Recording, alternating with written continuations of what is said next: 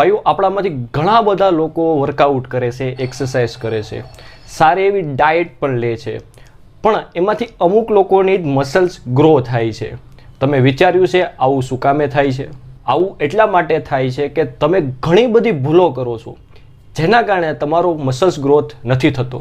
ભાઈઓ, તમે જોયું હશે કે જે લોકો પર્સનલ જીમ ટ્રેનર રાખે છે અને જે લોકો સર્ટિફાઈડ ટ્રેનર પાસે પોતાનો વર્કઆઉટ પ્લાન ડિઝાઇન કરાવે છે, બનાવડાવે છે, એની મસલ્સ ગ્રોથ ઝડપથી થાય છે. અને જે લોકો ગમે તેમ ઊંધા સીધું કરતા રહે છે, એની મસલ્સ ગ્રોથ નથી થતી. આ વિડીયોની અંદર હું તમને એવી 4 ભૂલો બતાવીશ. જેવી જ તમે આ 4 ભૂલોને સુધારી લેશો, તમારી બોડી મસલ્સ ગ્રોથ કરવા લાગશે. મારું નામ છે મિલન ડોડિયા અને તમે જોઈ રહ્યા છો ગુજ્જુ ફિટનેસ. તો સૌથી પહેલી ભૂલ ઉપર આવીએ તો તમે શું કરો છો? તમે સવારે ઉઠો છો, 7 કલાક 8 કલાક સૂઈને સવારે ઉઠો છો, ત્યારે નોર્મલ નાસ્તો કરો છો અથવા કંઈ પણ નાસ્તામાં કરી લો છો. આ તમારી સૌથી પહેલી ભૂલ છે અને સૌથી મોટી ભૂલ છે. તમારે સવારના નાસ્તાની અંદર એવો ખોરાક લેવો જોઈએ જેની અંદરથી તમને વધારે પ્રોટીન મળે, નહીં કે તમે જે હોય એ નાસ્તામાં નોર્મલ નાસ્તો કરો. જો તમારે બોડી બનાવવી હોય તો સવારના નાસ્તામાં એવો ખોરાક લેવો જોઈએ જેની અંદરથી વધારે પ્રોટીન મળે. કારણ કે આપણી બોડી 7 થી 8 કલાક રાતે જ્યારે આપણે સૂતા હોઈએ છીએ ત્યારે બોડીને ખોરાકની અંદર કંઈ મળતું નથી, કોઈ પણ વસ્તુ પ્રોટીન ફાઇબર મળતા નથી. જેના કારણે આપણે સવારમાં એને પ્રોટીન આપીએ છીએ તો મસલ્સ ગ્રોથ ઝડપથી થવા માંડે છે. કારણ કે પ્રોટીનનું બેલેન્સ જળવાઈ રહે છે સવારમાં. એટલા માટે સારી મસલ્સ ગ્રોથ થાય છે ને આપણે બોડી બનાવી શકીએ છીએ જો સવારના નાસ્તામાં તમે સારા એવા પ્રોટીનવાળો ખોરાક લેશો તો. હવે આપણે બીજી ભૂલ જોઈએ.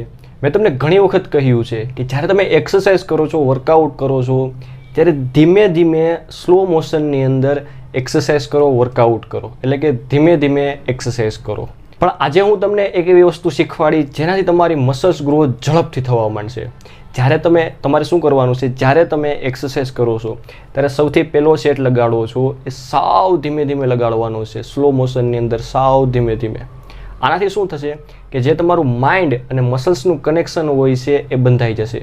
ત્યારબાદ તમે બીજા સેટ લગાડશો તો સ્મૂધલી તમે બધા જ સેટ લગાડી શકશો. પહેલો સેટ હોય છે બાઇસેપ્સનો અથવા તો ગમે સેટ હોય છે તો સાવ ધીમે ધીમે લગાડવાનો છે સ્લો મોશનની અંદર.